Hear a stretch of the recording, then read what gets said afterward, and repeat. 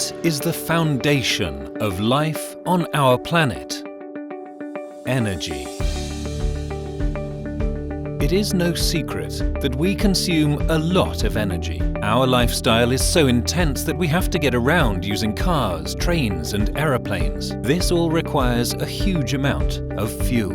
Rising oil prices and a general willingness to look for alternative sources of fuel have attracted the attention of oil companies around the world. They are focusing on ways to convert hydrocarbons into usable and environmentally friendly types of fuel. As a result, oil and gas companies can now produce a fuel that burns more cleanly and produces fewer greenhouse gas emissions than fuels derived from oil. Purified natural gas to liquid technologies are attracting more and more interest. This is a special type of chemical wizardry which has been intriguing scientists for almost a century. In reality, this could lead to a total change in the energy landscape.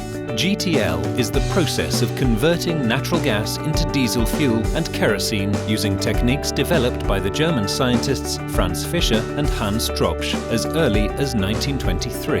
This technology has been widely used in Germany for the production of synthetic fuels. Another country where GTL technology has been extensively used is South Africa, which is poor in oil reserves but rich in coal reserves. The technique has been used there for over 50 years. A pressure gasification technique is used directly under the coal beds. More than 100 products are currently generated from brown coal in South Africa.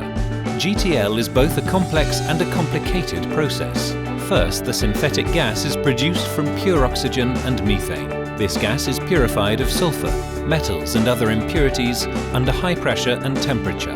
The synthetic gas is then placed in giant reactors that produce synthetic crude oil through the Fischer-Tropsch process. The process forces the heated synthetic gas to react with the catalyst, and the gas is then converted into liquid hydrocarbons, which are converted into different types of fuel. Today, companies are relying on the fact that natural gas, which is abundant in Uzbekistan, will become the dominant fuel source for the next 50 years. After all, the availability of oil is shrinking, and the cost continues to increase. But global demand for transport fuels is growing. The production of synthetic oil products has great economic potential. We are creating the future today. It will belong to our children tomorrow, but without exception, all projects to produce synthetic oil products require massive capital investment. Uzbek Neftegaz, South Africa's Sasol Synfuels, and Petronas of Malaysia have established a joint venture, Uzbekistan GTL. The purpose of this joint venture is to construct a synthetic fuel production plant in the Kashkadarya region. The project provides for the establishment of high-tech,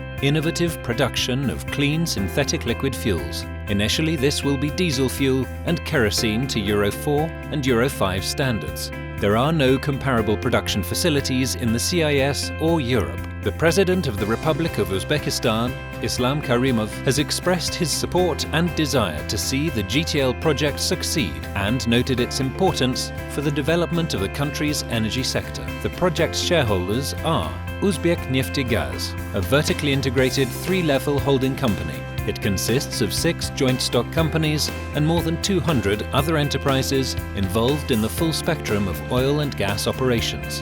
Sasol, a global group of petrochemical companies producing fuel and petrochemicals. The company's main business is converting coal and gas into liquid fuels.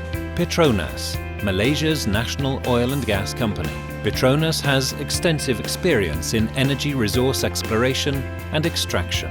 Foreign partners bring not only financial investment but also an intellectual component to the project. Thus, for example, Sasol provides its proprietary next-generation technology on the basis of which the synthetic liquid fuel will be produced. The government of Uzbekistan has provided additional privileges and preferences to those involved in the project. These include, but are not limited to, exemption from customs duties and some types of taxes and mandatory payments. 24 gas and gas condensate fields, including those at Shortan, Northern Nishan, Jarkuduk and Bishkent, will become sources of raw materials for the company. The company has already registered its unique brand under the name of Altin Yol GTL.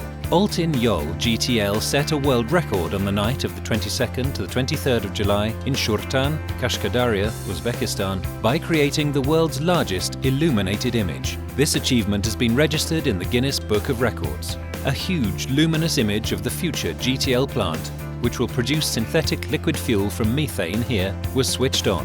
It took more than 1 million LED lamps to create the image, which covered more than 750,000 square meters. The plant, which is unique on the Eurasian continent, will introduce the latest innovative production technologies with high added value.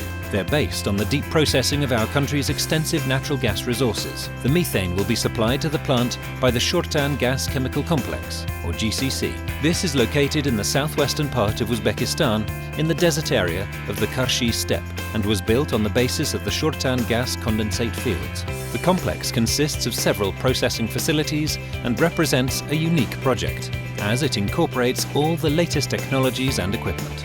An investment agreement between the government of the Republic of Uzbekistan, Uzbek Neftegaz, Uzbekistan GTL, Petronas, and Sasol outlines the specific obligations of the parties with respect to the project to produce synthetic liquid fuels from the purified methane of Shurtan GCC.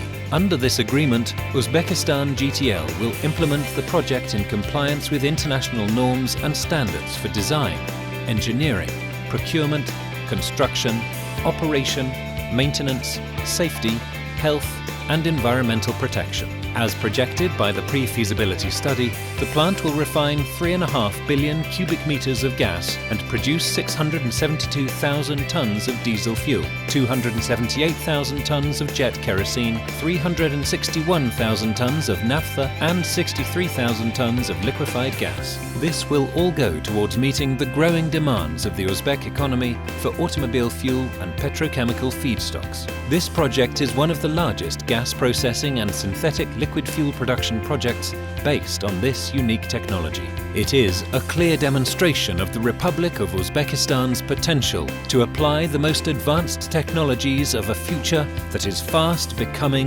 the present.